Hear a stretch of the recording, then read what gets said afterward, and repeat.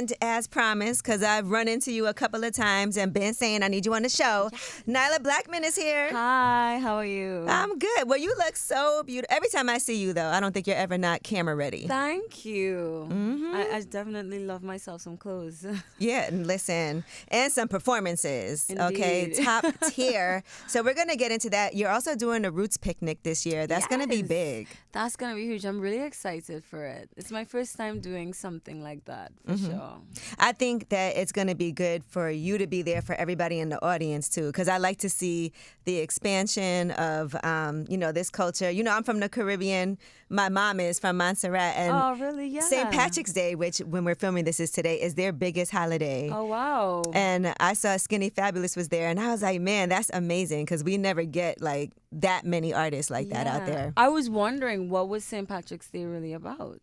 Yeah, so I did a little deep dive into it there because apparently it was like a lot of Irish settlers came there, and then they really celebrated because they were trying to overthrow the slaves are trying to overthrow them, and it got squashed. But it's just kind of about the resilience and the planning that went behind that. So Amazing. it's a deep history. How was Carnival this year? Carnival was like how Carnival usually is, a lot. Like, it was just... somebody described it best like a million mini Coachellas. Like, Okay. It was just so many events packed with people. Like, the energy was high. There was a lot going on. I felt like I couldn't keep up. I was like, oh my God. Listen, I was dying at all the memes of people in the airport in wheelchairs. And people really? were like, man, I'm so embarrassed. I'm coming from Carnival. I'm in a wheelchair. I got to get home. I thought it was hilarious. From people that go out there, I haven't been to Trinidad Carnival yet, but everybody says that's the one. Well, we are the beginning, so the Mecca, you know what I mean? Yeah, that's where it all started, in Trinidad. Okay, so aside from Trinidad, if you had to say where's the best carnival after that, what would you put second? Don't get Oh in my trouble. God, you're gonna get me in trouble.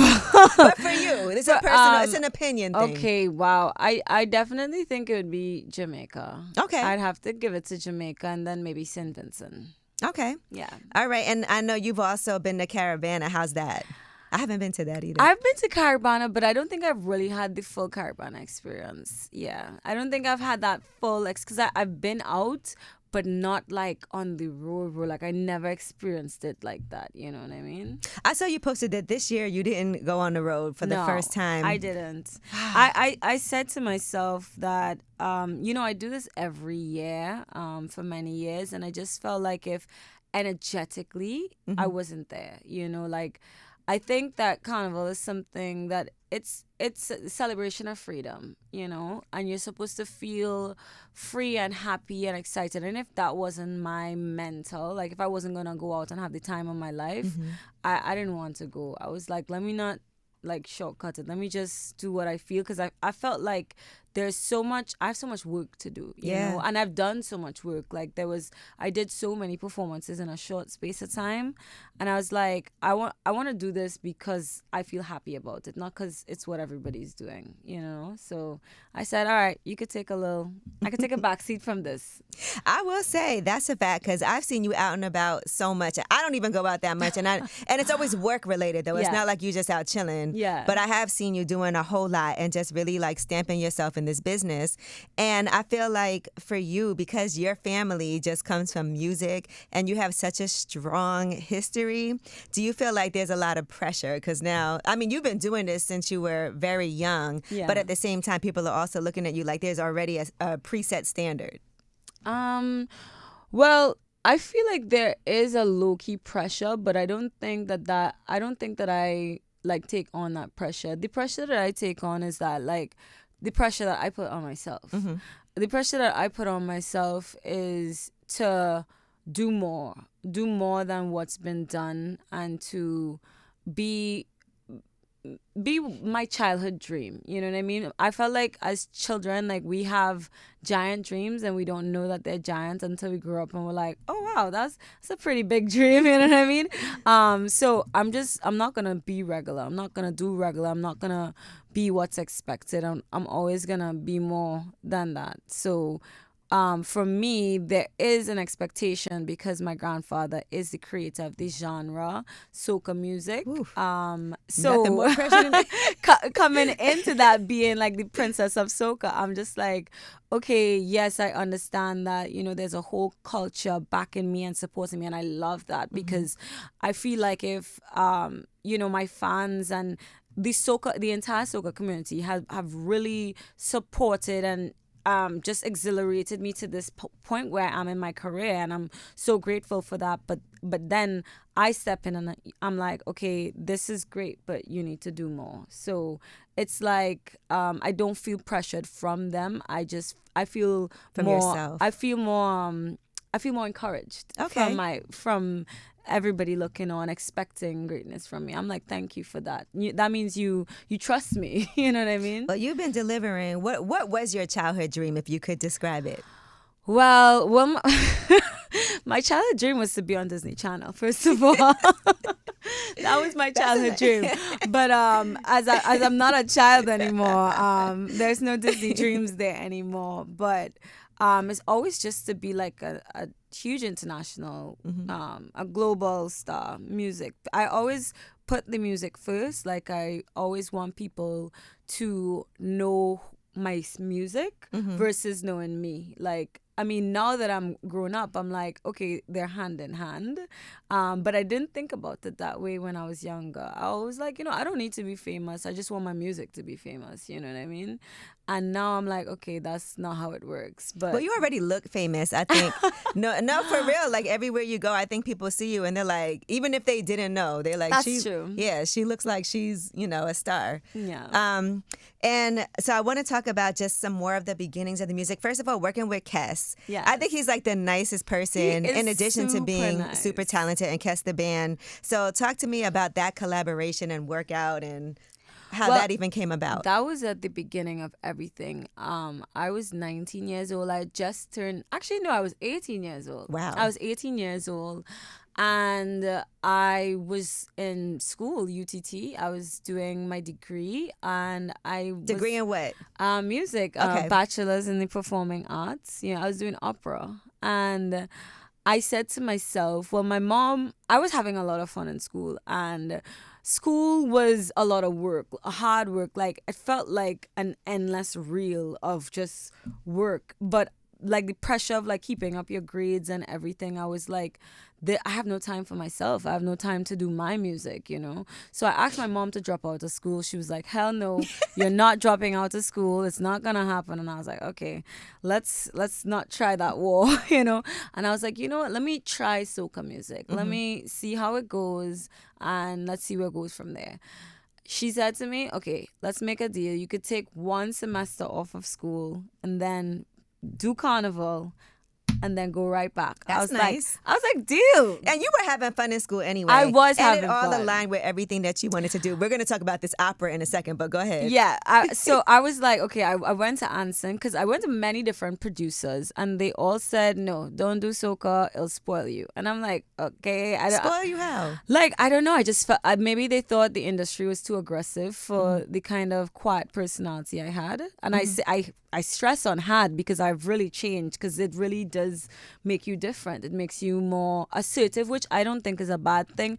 I think different things affect people different ways, but sometimes in the industry I'm in, soca, it's rootless, but as is in music in general. So it was necessary for me at that point in time, but they all felt like it would spoil my musical elements because you're classically trained in music. Exactly, what I mean? Okay, but that's I'm gonna say, I do think that's what makes your voice so special in soca, because you hear your voice and you can hear something different. You can hear something else. And I was like, no, I want to do it because my grandfather is the creator of the genre. So I asked everybody, and everybody told me no. And I went to Anson and I said, would you do a soca? He's like, oh my God, I thought you'd never ask. And that same day, we created workouts. And he was like, oh, you should do this song with somebody. Like, who would you want to do this with? Because it would help you to have a collaboration on the song. And the first name came to mind was Kess, because I love Kess.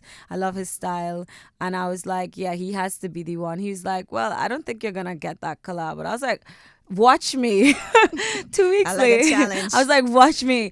I'd never met him. And 2 weeks later, I was in a studio session by another producer. And Kess came to record some songs. And I was like, oh my God, fancy seeing you here, Kess. That's God's plan This right is there. how it was supposed to go, you know? And I told him I sent you a song. Did you hear it? He's like, no, I didn't. And I was like, let me play it for you right now. Put And him I right on the spot. I love literally that. just like bombarded him, and he was like, oh, like I don't even know this girl, you know. And I sat him right there and I watched him, and I was like, so what do you think? And he was like, it's a really good song. And I was like, yeah. So he decided that he'd do the song with me. That's amazing. Yeah. And that's that being assertive, because, you know, that can be intimidating. You run into the person, you don't know him. Yeah. But I would think that people already knew who you were. Well, no, he didn't know who I was, but he knew who my family Blackman. was. You know that he knew my family. And then he also thought me very talented of what I did with the guitar and my style and stuff like that. So he was like, this is really cool, like what you're doing, you know. So he just wanted to be a part. He was like, I'm happy to be a part of this. Like what you're doing is cool. I'm on board with this. And I was like, great. And that was my first song. That was 2017 Carnival. I just turned 19 and everything went crazy. It just blew up, you know. Ooh, and I mean, first of all, amazing story. I want to talk to you about, let's go back to this opera. What made you decide opera of all things to study in school? Well, I didn't know it was going to be opera. I just wanted a bachelor's in fine arts. When I went to audition, I could either pick instrumentation or vocals. And I picked vocals because it was my main instrumentation, even though I play guitar and piano as my primary instruments, pan as well, but I felt like I wasn't as strong as I am vocally, so I just auditioned for vocally because I really wanted to get in. And then after getting in, I found out that it was opera, and I was like, oh, that's how you get a degree? Okay. No problem. That is so unique. Yeah, it is. I feel like that's something you eventually could end up using. 'Cause Yeah. you could be on Broadway. Exactly, you know? Listen, you could get your own Disney show. Where it could still happen. Yeah, you never know. And I do want to say, even aside from that, with your early music, you experiment because it's not just soca. Yeah. Right? And so even a song like Sweet and Loco, Yes. which I like, that feels like a more of a pop type It's of like a R&B. pop Afrobeat. Afrobeats, right. Yeah, it's like pop Afrobeats meets a little R&B. Are yeah. you a little loco? I will admit it, like I am. Like, I'm not gonna hide it at all. I think every creative is. Right. You can't be a good creative and not be a little local, like, or maybe a lot. The more local you are, the greater you are, actually. You being real honest here. Yeah, come on. Everybody knows this. So you do write your own music too. Yeah, That's I do. important to you. So tell me about the process. What was going on that you said, I'm gonna do this Sweet and Local song? Well, actually, Sweet and Local was not fully written by me. Sweet and Local was started by two writers. I can't remember exactly their names right now. It was a while ago. It was a while back, and I finished the song. So I wrote the second verse, and sometimes when I get demos, I would like make it my own, you know, and then finish the song. So that song was actually written in a writing camp that I did in Miami. It started in a writing camp I did in Miami, and that was my first ever writing camp, and that was a very unique process for me because I'd never had people write for me like that before. I'd always been me writing my music on my own or maybe with my producer, but it was always very intimate and personal. And then it was like, okay, everybody's working as a team, and now I get to see how they do it in the industry, so it felt like very eye-opening for me. Did you like it?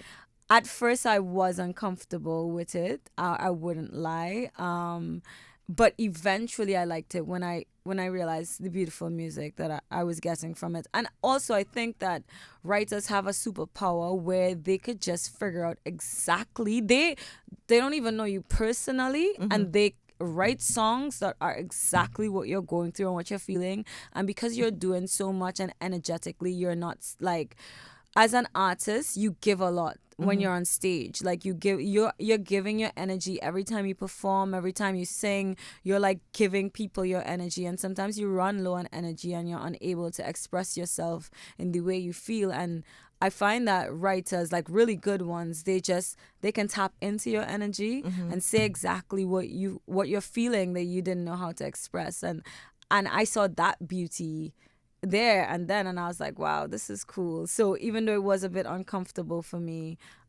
it was cool at the same time. Yeah. Coming from a soca and calypso family, how did they feel about you then? I know you said your mom said you could take, a little time. Did you end up going back to school? Oh, hell no, I did not. She said one semester. After that semester, everything went so crazy that like I was, that year of 2017, I kid you not, I'm not over exaggerating by these numbers. I did 375 shows because I have it mapped out in a calendar. What? Right? That's wild. That was more shows than there are days in the year. Yeah, you were doing multiple shows a day. Yes, it was that crazy, and it didn't, like, it was Carnival, which is at the beginning of the year. For people who don't know, that's January, February, straight into Easter, straight into summer, straight to the end of the year when I finally got my visa and started traveling. So it was like that entire year, I didn't stop. Like, it was crazy. You were not playing. You were like, no, back to school for me. No. That was it worked though. Yeah. And sometimes you just need to take that and put your all into something to see what can happen. Yeah. And to show the family. That I could do it because, as well, I was a teenager, and I was just starting my life. So there's a lot of bills in play to start your life, and you have to pay student loans and all these things that it was hard, and I was wondering like how was I gonna make a living as an artist, and I just worked and it just worked out. Boy, did you work. That is that's a wild amount of work. Yeah. Now, one of the people you collaborate with, Skinny Fabulous, tell me about how you guys forged such a great relationship and bond. Well, Skinny, that collab really changed a lot. I think I was trying to figure out who to put on the song Come Home on my album. So I did Technique album, and I was trying to figure out who to put on the song, and I wasn't getting the right person. And I didn't want to go to Skinny Fabulous to do this song. He knows the story. I didn't want to go to him to do the song because we did a song together before. And I decided not to put out the song. And I believed he was upset with me because I decided not to put out the song. So he felt like I wasted his time, Okay. But artists are sensitive. Yeah, he was sensitive. He didn't say that until we got good. He just started moving he started moving like so, just not nice with me, just try. And I was like, I don't want to. I knew he was perfect for the song, but I didn't want to go to him because I knew that we weren't so great. So I was like, who else? I was like, there's nobody else for this song but him. So I ended up putting the song on my album as an interlude, so just a little piece of the song instead of releasing the entire song. And then I asked him after the fact, and he was like, yeah, let's do it. And I was like, he was okay, like, but it gotta come out. That's the only thing. Facts. So when we did the song, we chopped it up, and we really were like, okay, let's bygones be bygones. We created an amazing baby together. Come Home was #1 on the soca charts for the entire year of 2023. Wow. It did not leave the top #1 spot for the entire year. I feel like that's an amazing come to Carnival, come home. Yeah, it was record breaking. We won that's huge. 3 awards for the song. It definitely was just that. It's a modern day soca classic. It's a classic now. When that song comes on, you can't help but sing. It's that song. Yeah, I saw you at the Caribbean Music Awards, and you won 2 awards, right? I won 3 awards. 3 actually. awards. Yes. Okay. Yeah. Well, congratulations Thank for that. you. Well deserved. And it was amazing to see you there too. By the way, enjoyed that show so much. I had my homegirl Jasmine with me. She was like, "This is a fun award show." Because sometimes you go to an award show and you're sitting there and it's kind of a little dull.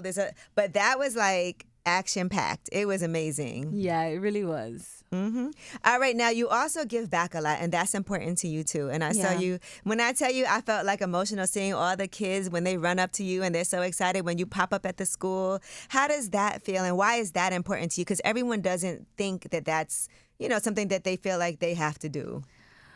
Well, I think that the children are the most important because the children are the future. The children that's where everything starts. I mean, I remember my childhood like yesterday, and I always say I had an amazing childhood. I My childhood was just fun packed. Like I did so much as a kid, and I grew up with such an amazing family and support and just everything. And I just had so much fun as a child. And I remember that feeling, and I remember what would make the biggest difference to me, And I feel like that's where the creative mind starts. Like everybody who's great today had a aha or a spark as a child. Like it all started in that mode where they're playing and they're doing something and they feel unstoppable because, as you get older, you start to weigh things in life and be more realistic, and everything seems a bit more dark or grim or, less feasible. And when you're a child, you're just unstoppable. You just think take you those could chances. You think you could do anything. You dream big. You don't put limitations on anything.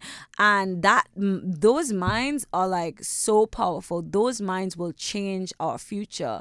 And just invigorating those minds and making those minds feel like they have the power to do amazing things, or just to make them feel amazing, is just something I would love to do. Like I would love to do even more than I already do. I mean, we do several like charity drives for Christmas, or even like the Down Syndrome Society, or like the different platforms that have to do with kids to give back, because they are the future and they are most important. And it's like they don't hide anything, so their excitement Yeah, they'll tell you the truth. Real, and it's real. That excitement is real. Yeah. They off you, but when they like that, and that's something that you go home, like those kids will never forget that. Yeah, they won't. And just the smile and the impact that you can make, like it may cost something, but it costs nothing if you think about it. Like for me, that's priceless. Yeah. Right.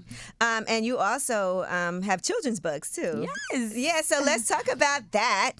Okay. Love Lala. Love Lala. This is so cute. Okay. Yeah, so Love Lala. It started as a concert, actually. So, like, I did my first children concert back in 2018 called La La Land. And Lala was my nickname as a child. So, people would always say, oh, Nailah, you're in La La Land. You know what I mean? Because I really was in La La Land as a child. Like, I was always singing, dancing, playing. Like, that was just, I was never taking on anything else around me. Like, and I felt like if that's where my creative juices really like started to grow, and I wanted to create a space and an event that kids could come and feel like they're like how I was in La La Land. That's crazy because you put your single out in 2017, and then the next year you are already ready to start your own. Well, actually, 11 months into my career, I did my very own concert, Soca Origins, and that's like so business minded to not only just be an artist performer, but to have your own. Yeah, to have my own show, and I've been doing it for the past 6 years. This year was the 6th year. We started with having like 1,200 people. 11 months into my career, I had 1,200 people come to my show, and this year it was over 5,000 people. Of my own people, hard sales, just everything from stage lighting, the entire stage performance, everything, band, all me and my team, like from top to bottom. That's and it's great. A lot of work, and we've been doing it for many years, and it's just something that really builds your mind business wise and creatively as well, you know what I mean? So La La Land started like that, and I didn't continue doing it because it was a huge undertaking and I was very busy. But I wanted to have something, because I have a lot of kid fans. I have a lot of fans that are really young, like babies, So I thought it would be amazing when I got this opportunity to have Penguin House do a book And I was like, this is perfect. I want the kids to have something of me that they could have. It's the first children's book that talks about Carnival, that talks about Trinidad and Tobago culture. There's even a glossary that speaks about, that gives you a little meaning behind of like certain words from Give me Trinidad. a couple of words. Like the steel pan, Okay. or like kalaloo, or like different things like that. It's culture driven, but it's also a riddle book, so it is for young children. And it features my granddad, the creator of soca music, so it tells you a bit on soca, and and it's just really fun. Does it say chicken curry or curry chicken? Nah. But we'll always be curry chicken. Come on, get it right. It'll always be curry chicken. Can you cook? I can cook. Yeah, I can cook curry chicken too. So that I can cook, but I don't cook. I'm not a big cook. Okay. I have people to do that for me. Talk, yes. All right, now let's talk about new music. Yes. Feels Like Love.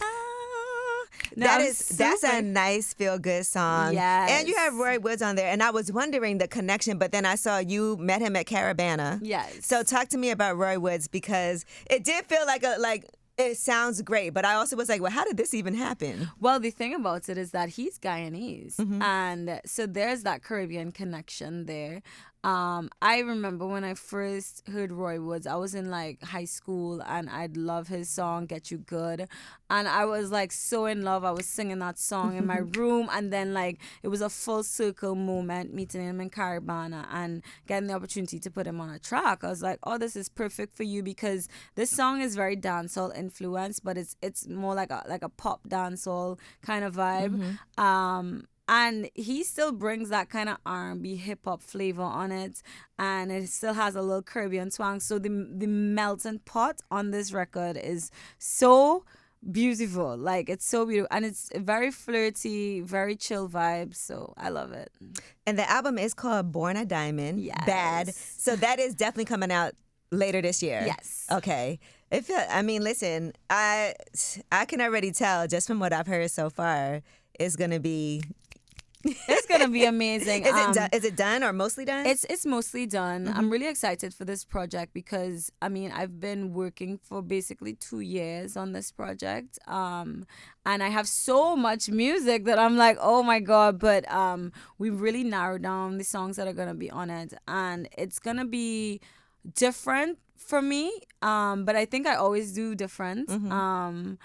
But very unique, and it's Caribbean, it's soca, but it's not. Right.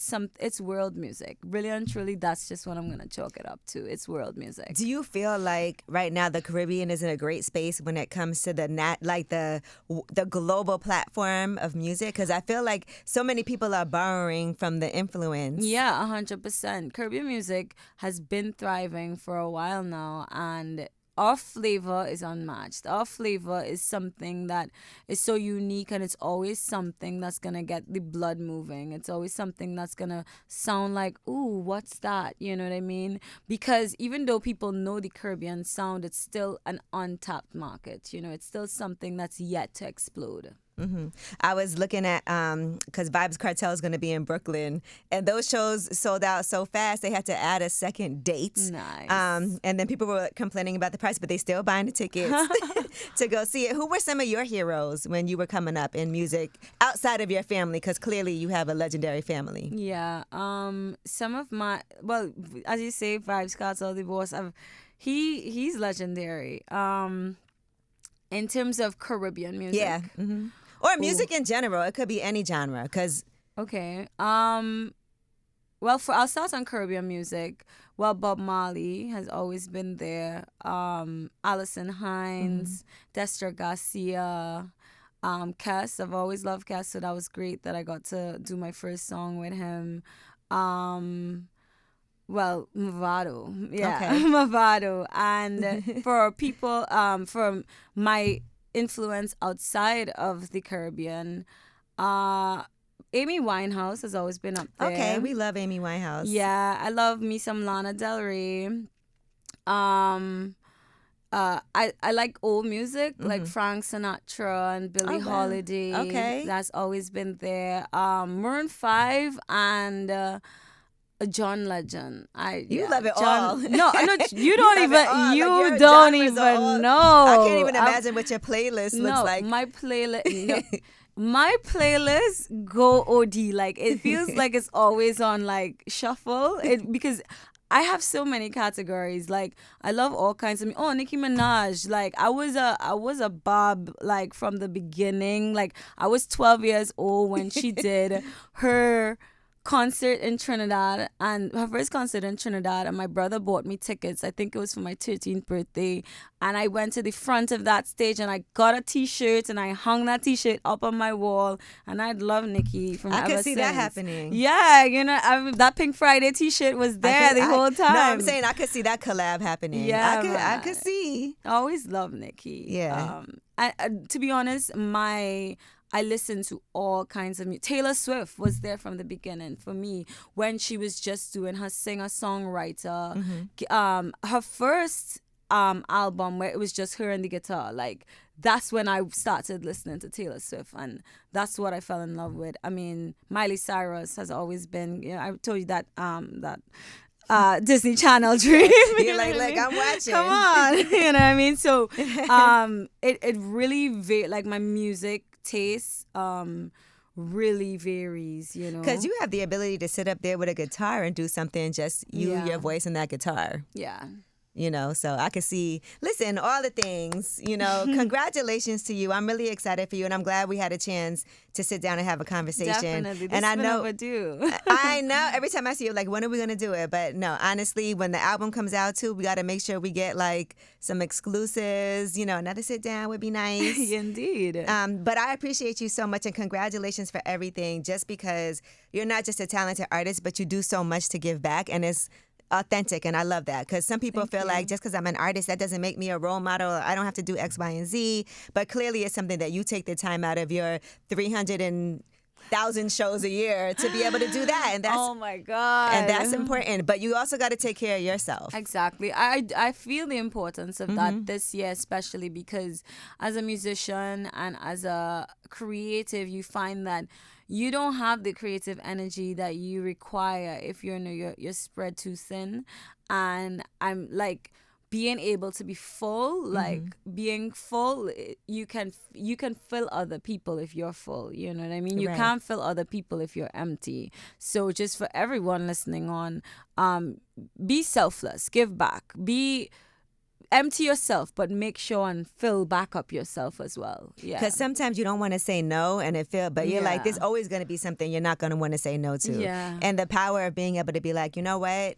I just, I don't have I already know I have X, Y, and Z, because sometimes we try to pack our schedules and do it all, and then the day comes and you're like, why did I agree to do? I don't try to pack my schedule, but my schedule packs itself.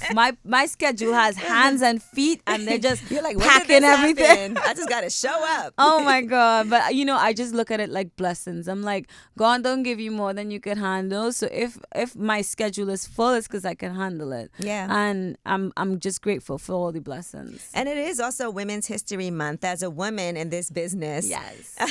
tell me some of the things that have made this that have been powerful for you being a woman, because I know we always talk about there's a lot of obstacles and a lot of things that I think men could never understand that women have to go through. Yeah. But for you, how is that a superpower for you? It's always been a superpower for me, because I do not look at obstacles like obstacles. I look at them like opportunities, because it's everything is perspective, and everything that can be a disadvantage can also be an advantage. It's just how it works. It's about how you use it, and like I love being a woman. Like I want to say big up to all the women out there right now, because we are so great. Like we literally have superpowers. Like the things that we are able to accomplish, it blows my mind all the time, and we can handle way more than we think we can. So If you ever feel like, I can't handle it, know that you can. And if you feel like I can't handle it, it's probably because you don't want to. And don't do things you don't want to. Don't do things that you feel like you're forcing yourself. Like, no, treat yourself with love. I feel like women, we don't always treat ourselves with the love that we require, Yeah, sometimes we feel like we have to do so much more in order to get recognition, and then sometimes that recognition isn't even the same for all that we've accomplished. But you're right, so we gotta treat ourselves better. Once you treat yourself great, you'd find that everyone else will just follow suit. It's just the rule of thumb. All right, she's born a diamond. You see it. But thank you so much, Nailah Blackman. Make sure you guys follow her. We're excited for the album this summer. Yes. Okay. All right. I'm not going to even ask you a date because it could change. But congratulations. Thank you so much. For everybody that's listening out there, you guys can follow me on Instagram and TikTok at Nailah Blackman. Make sure and follow me on Spotify as well. This album is really dear to my heart, and I'm really excited for the world to hear it. Yes, you're going to enjoy it. It's way up. Way up.